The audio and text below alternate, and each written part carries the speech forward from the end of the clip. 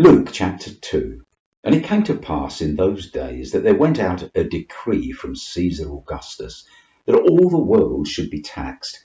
And Joseph went up from Galilee out of the city of Nazareth into Judea unto the city of David, which is called Bethlehem, because he was of the house and lineage of David, to be taxed with Mary his espoused wife, being great with child. Now about 700 years before Jesus was born, the prophet Micah prophesied that Bethlehem in Judea would be the birthplace of the Messiah. It's a well-known prophecy. But there was a problem. Mary and Joseph lived at the other end of Israel, way up north in Nazareth, while Bethlehem was down south, a good 3 days' journey away. And bear in mind that they were not only poor, but Mary was expecting to give birth very soon. How could God get Mary and Joseph down to Bethlehem? They would hardly choose to do so of their own volition. Well, as we know, with God all things are possible, and sometimes he works in the most unexpected of ways.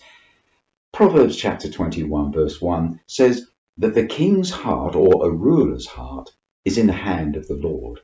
As the rivers of water, he turns it whithersoever he will.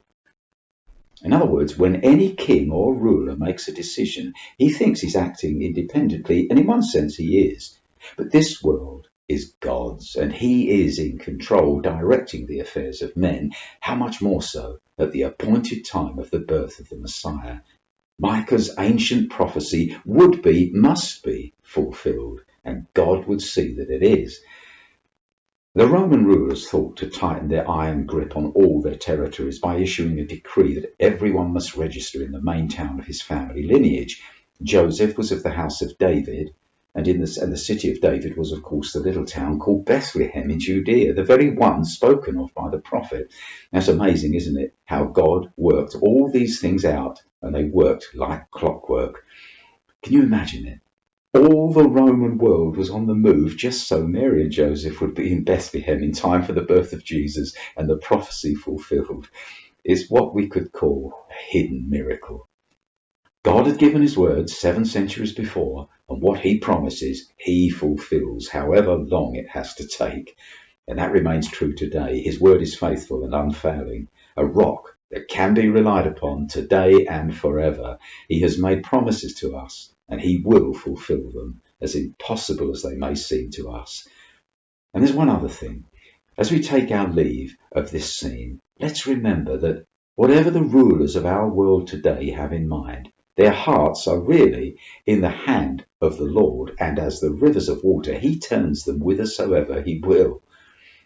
They may be acting in ignorance or for selfish reasons. They may even be wicked. But God remains in firm control. It is his delight to confound the arrogance of godless men and fulfill his perfect plan. And that is to bring the Messiah and establish his kingdom on this earth, to bring heaven to earth, in other words. Every single thing that happens is moving us towards that goal.